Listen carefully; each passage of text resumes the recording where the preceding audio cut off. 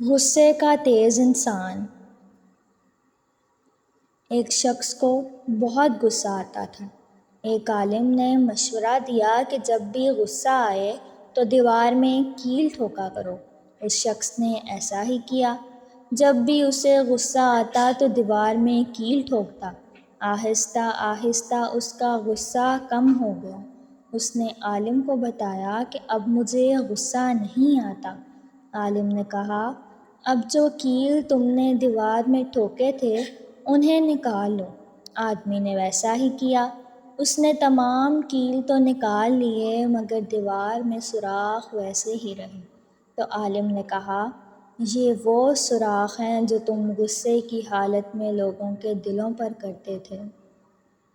لہٰذا اس روایت سے ہمیں یہ سبق ملتا ہے کہ غصے کی حالت میں بھی لوگوں کا دل نہیں دکھانا چاہیے، کیونکہ جس طرح دیوار میں کیل ٹھوک دیے جائیں پھر ان کیلوں کو نکال دیا جائے مگر دیوار میں سوراخ باقی رہتے ہیں، اسی طرح کہیں نہ کہیں لوگوں کے دلوں میں وہ بات رہ جاتی ہے کہ فلاں شخص نے فلاں وقت ہمارا دل دکھایا تھا، اگرچہ لوگ ہمیں معاف کیوں نہ کریں۔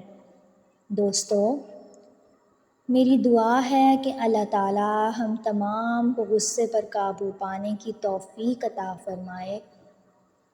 آمین یا رب العالمین۔